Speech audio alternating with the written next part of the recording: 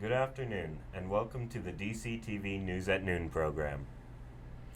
This program is sponsored in its entirety by the Southwest TV Translators Association and is supported by the Dolores County Broadcasting Network.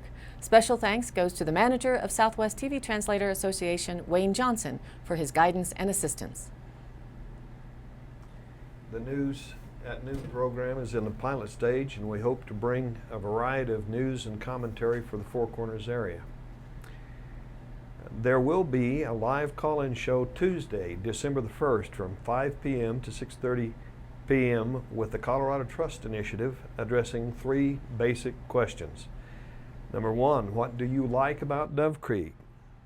Second question, what makes living in Dove Creek difficult?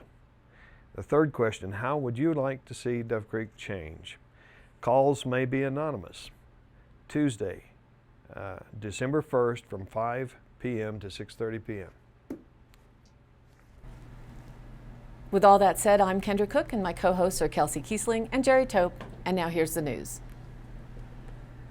This Saturday, November 28th, the annual Dove Creek Volunteer Fire Department is hosting its Coyote Hunt. Entry fees are $100 per two-person team, with the top three prizes being awarded along with good food, refreshments, and door prizes after the hunt. For more info, you can contact them directly at 970-529-0978 or look for posters taped up around town. According to the Journal, former Mancos Marshal John Cox, who faces a DUI charge after hitting a guardrail this month, was convicted in a DUI case in Indiana several years before joining the Mancos force. It appears that he got the job without a background check. Late Friday, Mancos Town Administrator Andrea Phillips confirmed that Cox was hired as a deputy marshal in August 2012 and promoted to marshal in March 2013, and said there was no record in Cox's personnel file indicating that a criminal background check had been conducted. I learned about a 2009 DUI case after I was hired, said Phillips. On September 26, 2009, Cox was charged with a DUI after driving through a sobriety checkpoint in Franklin, Indiana. A spokesperson at the Johnson County Prosecutor's Office in Indiana said on Friday. Cox was convicted just 4 days later, on November 10th. Cox was again charged with DUI. The Colorado State Patrol ticketed Cox for the offense after he crashed his vehicle on U.S. Highway 160 in La Plata County. In a follow-up report by AP writer Dan Elliott, Southwestern Colorado officials said Friday that they are ready to talk to the Environmental Protection Agency about a federally financed Superfund cleanup of inactive mines, including one that spewed millions of gallons of wastewater and polluted rivers in 3 states this past summer. It would be an important step toward cleaning up hundreds of idle mines that have been pouring acidic wastewater into the Animas River north of Silverton for years. No laws required mine operators to mitigate environmental damage, and in many cases, the owners simply walked away when mining ceased. It's a direction we're heading in, said San Juan County Administrator Willie Tukey of a Superfund designation. Some residents of the tourism-dependent community are wary of a Superfund listing, fearing it could discourage visitors, depress property values, and take years to resolve. But the August 5th spill at the Gold King mine increased pressure to act. The spill tainted rivers in Colorado, New Mexico, and Utah, including the Navajo Nation and the Southern Ute Reservation. Towns, farmers, and rafting guides had to temporarily stop using the rivers. An EPA-led crew inadvertently triggered the spill. The Silverton Town Board and San Juan County Commissioners are expected to vote this week on resolutions that would formally open discussions with the EPA and state officials on a Superfund designation. The EPA and the state have said they would not initiate a Superfund cleanup unless residents agreed. In another follow-up story, the Montezuma Ag Expo has moved forward with a decision on beer sales. Kelsey? According to the Journal, Montezuma County commissioners have rejected a request by the 4 states Ag Expo to serve beer during the March event at the fairgrounds. In a 3-0 vote, the commission cited concerns about problems that alcohol might present at the family event held March 17th through 19th. Commissioner Keenan Ertel said troubles associated with alcohol and the presence of youth led him to vote against the proposal. Problems get magnified by intoxication, he said. It's been tried before and it did not pan out. The Daily Sentinel recently wrote about concerns among the governors of the Four Corners states over federal recovery plans for the Mexican wolf. This has prompted the Colorado Parks and Wildlife Commission to look at the issue of wolves more generally.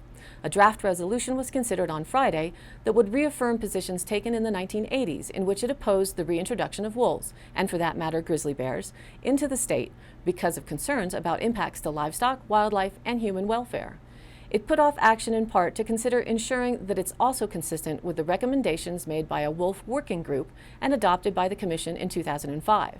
The group called for allowing wolves to migrate into the state and came up with a management plan should that occur. This group is not content with how this issue is progressing. The Commission is looking again at the wolf issue as a result of a letter sent by Governor John Hickenlooper and his counterparts in Utah, Arizona, and New Mexico to Interior Secretary Sally Jewell and U.S. Fish and Wildlife Service Director Daniel Ash on November 13th. Quote, "We have serious concerns with the service's planned approach to recovery plan development for the Mexican wolf," said the governors.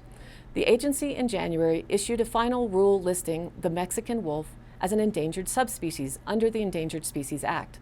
The governors wrote that they do not support recovery of the Mexican wolf across regions and landscapes that are not part of the subspecies' historical range. They added that available science doesn't suggest the animal historically lived north of Interstate 40, which runs through Arizona and New Mexico. The governors also called for a recovery plan with a focus on Mexico, home to 90% of the Mexican wolf's historic range.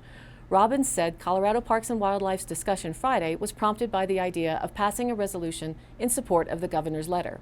The draft then concludes that the Colorado Parks and Wildlife Commission affirms its support of the Wolf Workings Group's recommendations adopted by the Wildlife Commission in May of 2005 and hereby opposes any introduction of Mexican or intentional reintroduction of gray wolves in the South state of Colorado.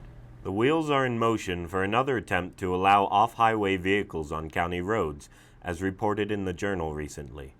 A similar effort failed in the Colorado legislature earlier this year, but lawmakers during the interim approved introducing another measure to allow all-terrain vehicles on county roads. Legislative Council last week approved the bill, which was proposed by the Off-Highway Vehicle Interim Committee, established after the legislature failed to act on the measure last season. The bill would require county clerks to administer a voluntary one-time registration program for ATV use on county roads. Representative J. Paul Brown said he would introduce the measure when the legislature convenes again in January.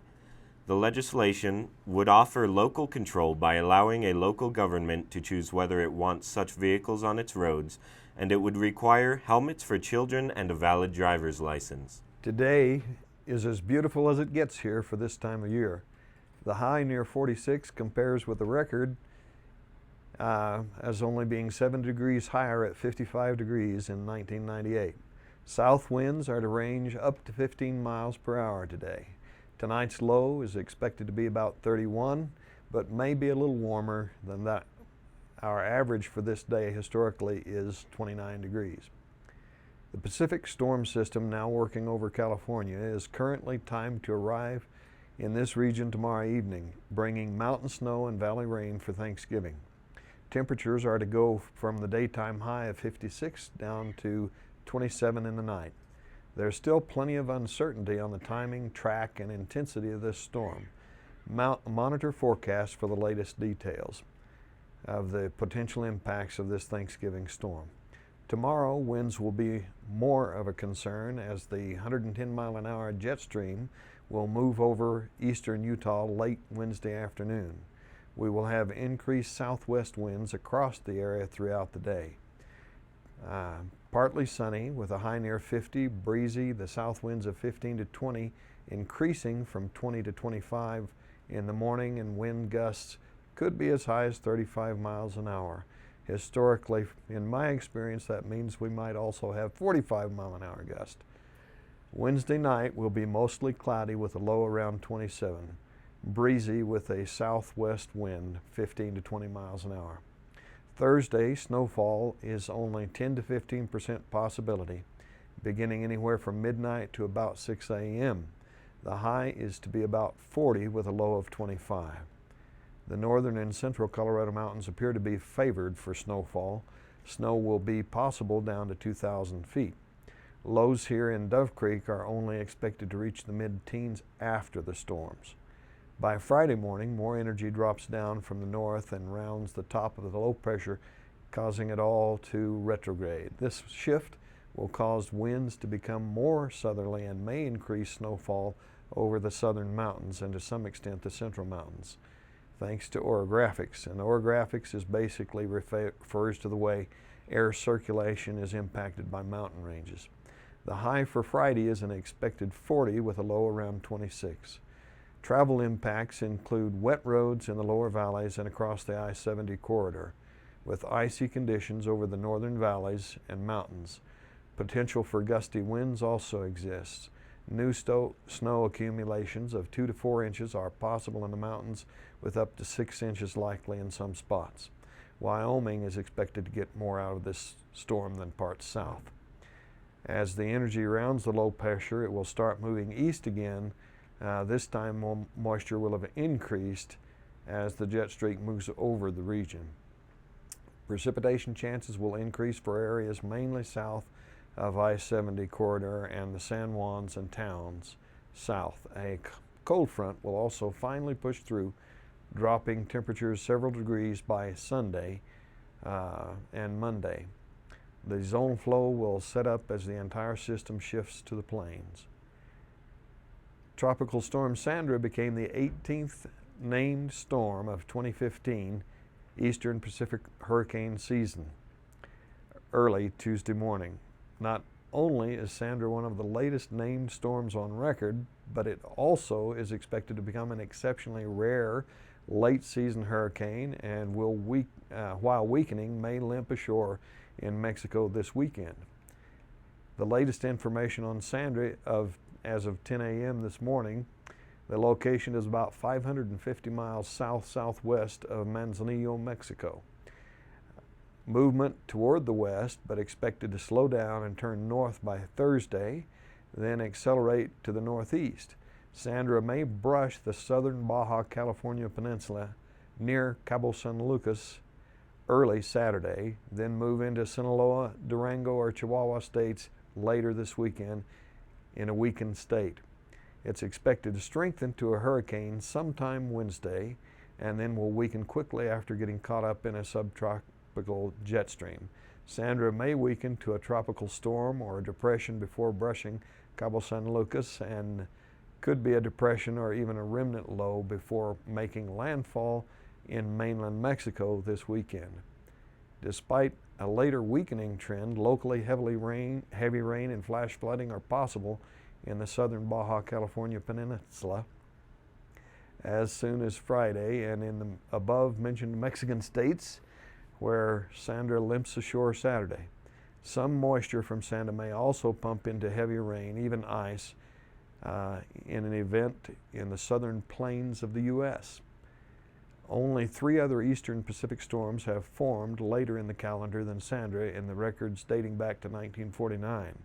If it becomes Hurricane Sandra, it would be the second latest forming hurricane on record, behind Hurricane Winnie in 1983. Furthermore, there's no record of an intact depression or named storm making landfall in either Baja California or Mexico's Pacific coast so late in the season.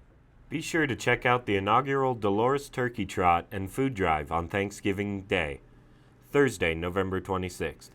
The event will be held in front of the Dolores High School starting at 9 a.m.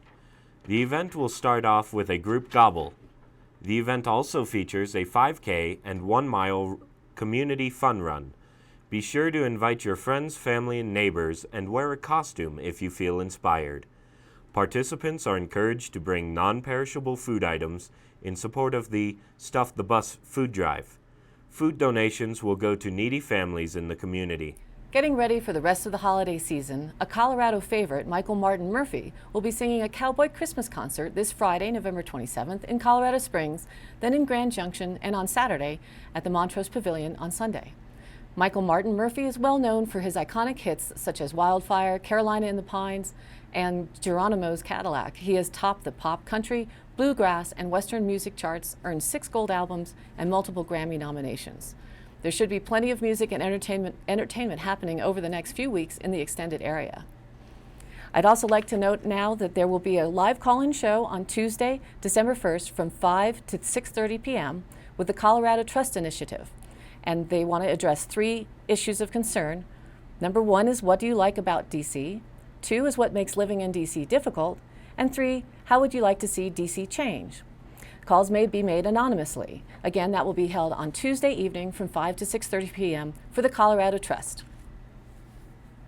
As we progress, we'll work to create a community calendar to let you know more of what's happening in the area, and we certainly appreciate your input if you would like us to report on an event or topic. So please contact us at DCTV by calling 970-677-4119. We'll also be creating a way to reach us on the web with archives on a News at Noon YouTube channel. Again, thanks for tuning in. For Kendra Cook, Jerry Tope, and all those working to bring you DCTV and the News at Noon program from Dove Creek, USA, I'm Kelsey Kiesling. See you next time.